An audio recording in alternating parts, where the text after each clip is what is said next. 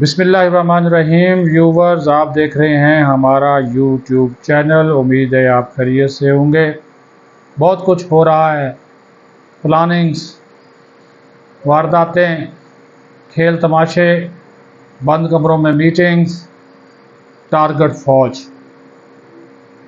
Target آپ کی فوجی اسٹیبلشمنٹ اور ادارے۔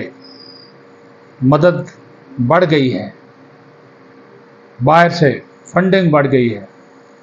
لابیسٹ ہر حال میں پاکستان کو تباہی کا، کمزوری کا شکار کرنا چاہتی ہیں۔ صہیونی قوتیں، جمیمہ خان اینڈ کمپنی اور بہت سے عناصر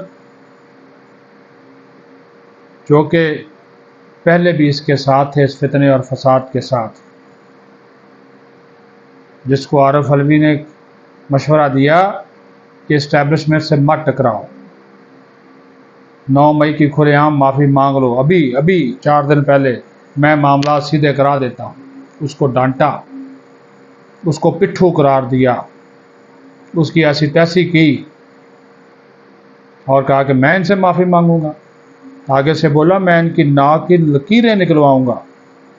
آرمی چیف کے خلاف، ڈی جی ایس آئی کے خلاف اس کے ریمارکس ہم پہلے ہی سن چکے۔ وہی دھمکیاں دی کہ میں اس کو دیکھ لوں گا، مجھے ایک مرتبہ باہر آنے دو اور میں عوام کی طاقت سے باہر آؤں گا۔ انشاءاللہ نہیں آئیں گے، کیونکہ اگر آپ باہر آ گئے تو پھر پاکستان کا وجود خطرے میں پڑے گا۔ یہ سیدھی سی بات ہے۔ اس وقت ڈو اینڈ ڈائی والی پوزیشن بن چکی ہے۔ مقابلہ 1 to 1 ہے، عمران خان بمقابلہ اسٹیبلشمنٹ۔ کوئی تحریک انصاف نہیں ہے اس میں۔ وہ سارے ڈگڈگی بجانے والے ہیں۔ وہ شیر افضل مروت، اس کو تو نکال دیا، آج شوکاز بھی دے دیا، کیونکہ وہ لیڈر بن رہا تھا، وہ متبادل قیادت بن رہا تھا، اور عمران خان کو یہ قبول نہیں کہ کوئی اس کی جگہ لے۔ اس کے خلاف گیم کی گئی، پلان کی گئی، اور یہ اس کا کام ہے، یہ ایسے ہی کرتا ہے عمران خان۔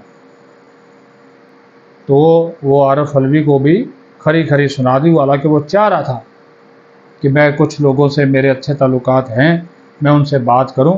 وہ کہتا نہ، میں کیوں جھکوں، یہ مجھ سے معافی مانگیں گے، میرے پاؤں پڑیں گے، فلاں کریں گے۔ یہ تکبر ہے، انا ہے، جو کہ ختم ہونے کا نام نہیں لیتی۔ لیکن پہلے انہوں نے یہ کیا کہ 8 فروری کے انتخابات، بدترین شکست، سوشل میڈیا کے اوپر پروپیگنڈا، پھر ان انتخابات کے نتائج کو متنازع ثابت کرنے کی مہم، پھر کہا کہ ہم دنیا سے کہا کہ وہ اس حکومت کو تسلیم نہ کرے۔ یہ دیکھتے جائیں، ملک دشمنی کے سارے تانے بانے ان کے ارد گرد ہی گھومتے ہیں، لیکن ان کا یہ بیانیہ 9 مئی کو پوری قوم نے اور عوام نے اجتماعی طور پر مسترد کیا۔ پھر جب یہ کہا، دنیا سے کہا، لیٹر لکھے کہ پاکستان کی حکومت کو تسلیم نہ کیا جائے۔ پھر IMF کو خط لکھا جاتا ہے کہ مالیاتی پیکج نہ دیا جائے۔ دوست ممالک کو پیغامات دیے جاتے ہیں پاکستان میں سرمایہ کاری نہ کی جائے۔ اس سے بڑی ملک دشمنی اور کیا ہوگی؟ لیکن نام نہاد یہ تمام دعوے ٹھوس ہوئے۔ ہم IMF کے ساتھ نہ صرف معاملات طے پائے، بلکہ چین، ایران، سعودی عرب اور امریکہ کے ساتھ بھی تجارتی تعلقات فروغ پا رہے ہیں۔ بہت بڑے پیمانے پر سرمایہ کار پاکستان آ رہے ہیں۔ ان کی جو کٹیا ہے وہ لٹ چکی ہے، کٹیا ڈوب چکی ہے۔ یہ جو شیشے کا بت ہے، چٹکنے کو ہے، یہ بھی آپ کو بتا دوں۔ لیکن بعد میں وہی کہا، ٹارگٹ نواز شریف، زرداری، شہباز شریف یہ نہیں ہے، ٹارگٹ آرمی چیف ہے، پوری فوجی قیادت ہے۔ فوجی اسٹیبلشمنٹ ہے. میں نے اسی وجہ سے کہا کہ ڈو اینڈ ڈائی والا حساب ہے. کہتے ہیں D G I S P R نے پریس کانفرنس کی، اپنے اختیارات سے تجاوز کیا، غیر آئینی اور غیر قانونی قرار دے کر اس کو ہم مسترد کرتے ہیں. پورے ملک میں ہم تحریک چلائیں گے. پھر 9 مئی کے بعد پروپیگنڈا کیا گیا کہ اس ملک دیوالیہ ہوگا، مہنگائی کا طوفان آئے گا، معیشت برباد ہو جائے گی، ڈالر آسمان پر چلا جائے گا.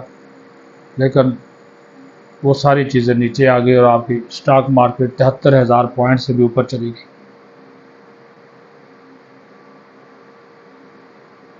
اب تو جناب عام انتخابات تو فروری میں ہو چکے، اب تو بلدیاتی انتخابات کے مرحلے کی طرف ہم جا رہے ہیں جو کہ بڑی عید کے بعد ہو جائیں گے.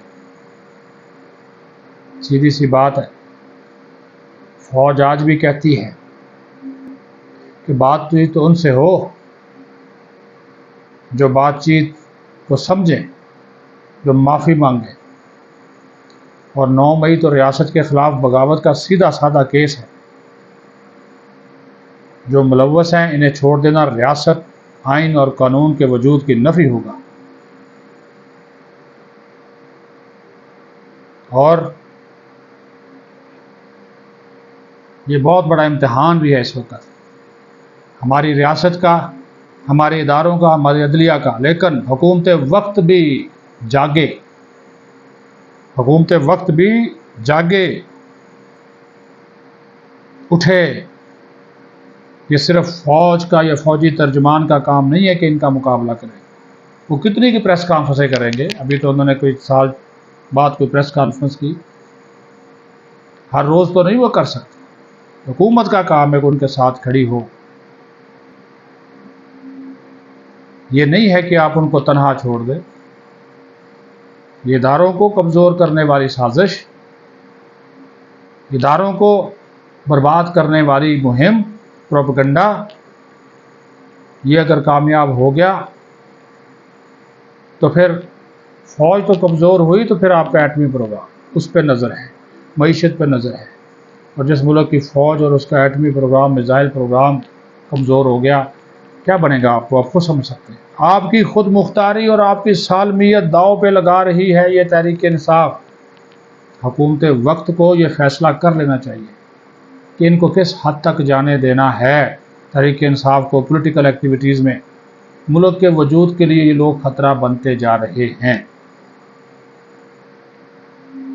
اور اس خطرے کو روکا جانا بہت ضروری ہے. نہیں روکتے، وزیر داخلہ صاحب، محسن نقوی صاحب، آپ بھی حکومت کا حصہ ہیں، آئیں.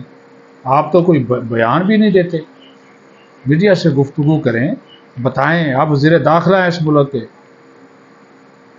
اور جن قوتوں کی آپ نمائندگی کرتے ہیں، جن کی وجہ سے آپ اس عہدے پر ہیں، ان کا تو تحفظ کریں، ان کا تو دفاع کریں. ان عناصر کو تو جواب دیں. کیوں خاموشی ہے؟ اور حکومت بھی کھل کر سامنے آئے، ان عناصر کو جواب دے. ادروائز تو جو یہ پلان کر رہے ہیں، جو یہ بند کمروں میں گیمز بنا رہے ہیں، جو ان کی منصوبہ بندی ہے، یقین مانیے وہ پاکستان کو ہلا کر رکھ دے گی. یہ میں آپ کو بتا دوں، ایسی منصوبہ بندی کر رہے ہیں. کس کے خلاف؟ جہاں سے شروع کی تھی بات، وہی بات کر رہا ہوں. حکومت کے خلاف نہیں، فوج کے خلاف. کمپین باقاعدہ ایک منصوبہ بندی کے تحت چل کمپین چلے گی. آرمی چیف کے خلاف، ڈی جی ایس آئی کے خلاف، اداروں کے ان کے خلاف. تو کیا پیچھے رہ جائے گا؟ یہ توڑ کرنا ہوگا، یہ فیصلہ کرنا ہوگا کہ جو ریڈ لائن کراس کر رہا ہے اس کو کس حد تک جانے دینا ہے. نہیں بند باندھیں گے تو یہ سارے بند توڑ کر آپ کے ملک کے لیے بہت بڑا خطرہ بن جائیں گے. پاکستان زندہ باد.